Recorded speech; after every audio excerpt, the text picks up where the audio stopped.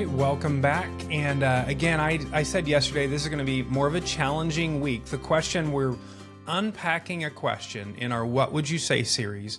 The question of how would you respond if somebody says something to the effect of that nobody has a right to tell a woman what to do with her body, or I believe that people, women have the right to choose whether they're going to have a baby or whether they're going to have an abortion.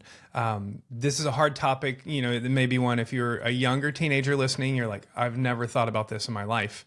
But I'll tell you, you're not going to get away from this topic. As time goes on, you're going to be around people who get into early pregnancies, unexpected pregnancies, unwanted pregnancies. You're going to be in culture where this is a very hot button issue. And it is a political issue.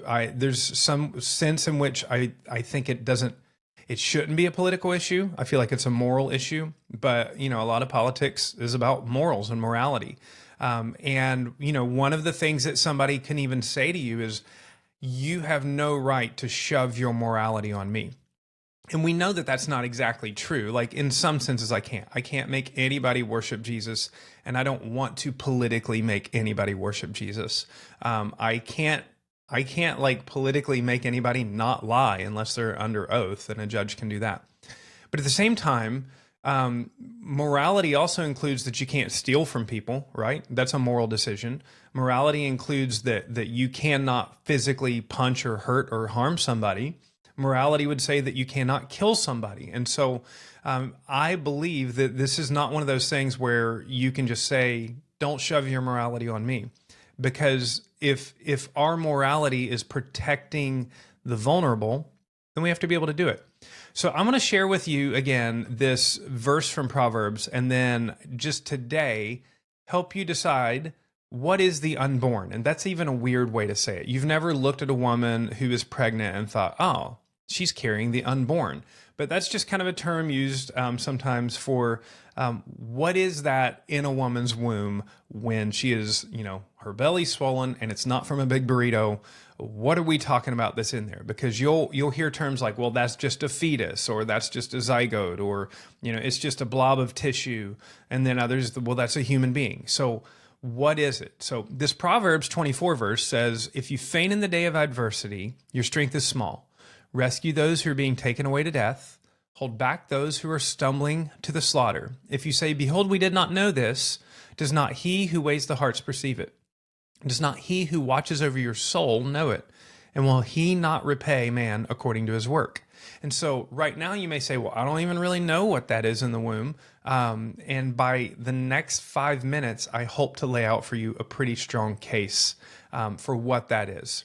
So first and foremost, sometimes the term is used fetus. Well, that's not a baby in the womb. That's fetus. Now, you need to understand something. A fetus is not some other creature. A fetus is not like, a combination of a puppy and a lion, and then a fetus eventually turns into a human being. A fetus never turns into a human being. The word fetus actually comes from a Latin word meaning little one or offspring. And so, basically, a fetus is a little one of whatever that thing is. And so you could have in a pregnant dog, you could have a puppy fetus, which is just a little puppy. In a kangaroo, you could have a kangaroo fetus. That's not like a blob of tissue that will one day become a kangaroo. It is a little kangaroo. And so it is technically accurate to describe the one in the womb of a mother as a fetus, but you need to understand a fetus just means little one. It's kind of like fetus, toddler. Like a toddler doesn't turn into a human being one day. A toddler is a human being. Even if they're a raging, angry monster at the moment, they're still a human being. So what is the unborn? Let me just give you a few different thoughts, and these are from medical experts. I think you say this name, Micheline Matthews Roth, a Harvard University Medical School professor, says, it is incorrect to say that biological data cannot be decisive. It is scientifically correct to say that an individual human life begins at conception. And so, where does life begin? This doctor from Harvard Medical School says it is absolutely true that life begins at conception. Conception is the very beginning of the pregnancy. So what is the unborn? Sometimes you'll say, well, that's just a zygote. This is a quote from Keith Moore in the book, The Developing Human, a clinical-oriented embryology. It says, a single cell, a zygote, this highly specialized totipotent cell marks the beginning of each of us as a unique individual. So this is pretty crazy. If you go down to a zygote, like a single-celled, single-celled baby in a womb, and I'll call it a baby because that's what it is. If you take the DNA, it is completely unique DNA that nobody has ever had on Earth. You know, it's interesting if you were to go to a sea turtle nest down here in Florida, and you were to mess with the sea turtles in the nest, they're just eggs, but you would face a federal crime. Why? Because they know, like, those are sea turtles. They're not like potential sea turtles. Those are, once they're fertilized, it's a sea turtle and an egg, and we protect that. So same thing inside a mother's womb, it is a human being. From the Case for Life, it says, the science of embryology is clear. From the earliest stages of development, the unborn are distinct, living, and whole human beings. Therefore, every, quote, successful, quote, abortion ends the life of a human being.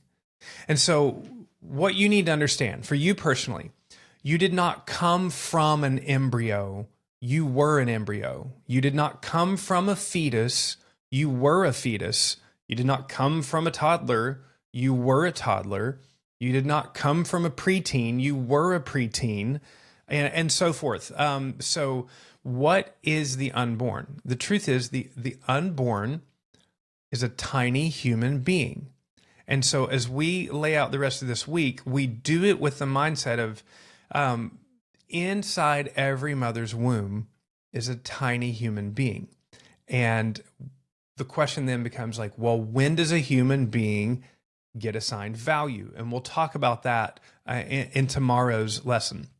But if you've never thought about it before, it's pretty obvious. Like if you see a mother who's planning on having a baby, she doesn't say, we're having a potential human being, or, she talks about her baby as if it's a baby because it's a baby. And so I just want you to be clear. Don't be fooled by words like fetus and embryo. Those just describe a stage of development, just like teenager does or old person does. They're just descriptions of a human being. You were fearfully and wonderfully made by God, and He knew you before you were ever conceived. But from the moment of conception, you have been a unique individual made by God and for God, for the glory of God. And so is everybody else in the womb and out of the womb. So we'll talk more about that tomorrow.